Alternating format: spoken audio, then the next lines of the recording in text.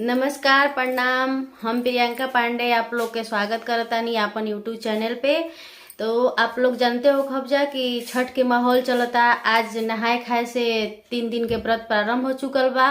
तो हम सोचनी कि आप लोग खातिर एक छोटा सा प्यारा सा छठ गीत पेश करी। तो हम आप लोग के सामने एक छोटा सा छठ गीत गावतानी। अगर हमार गीत आप लोग के अच्छा लगी तो प्लीज हमारे चैनल के सब्सक्राइब करब जा और वीडियो के लाइक और शेयर करब जा।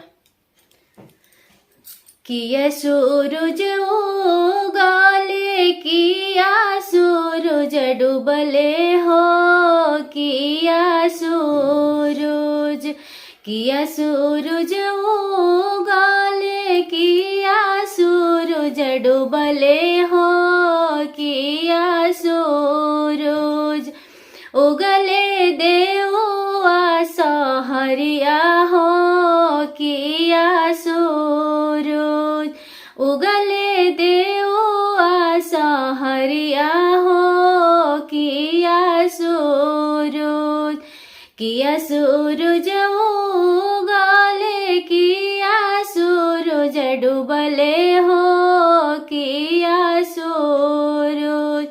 उगले देवा सहरिया हो, किया सूरज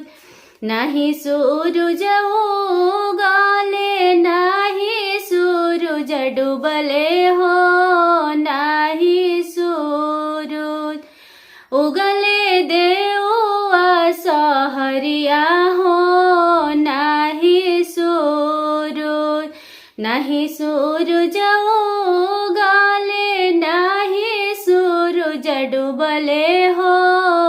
नहीं सूरज उगले देवा सहरिया हो, नहीं सूरज उगे के तो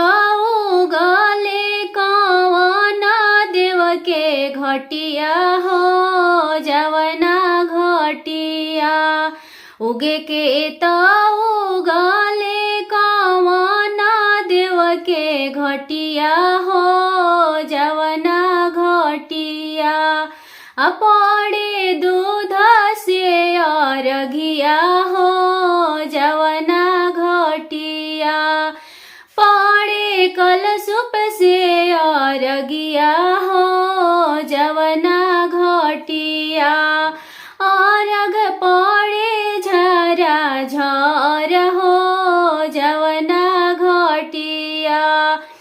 पड़े सुपवा पे और घिया हो, जवना घटिया उगे के तो उगले कवना बलक के घटिया हो, जवना घटिया पड़े गंगा जलवा से और घिया हो, जवना घटिया पड़े नरियल से और घिया हो, जवना घटिया और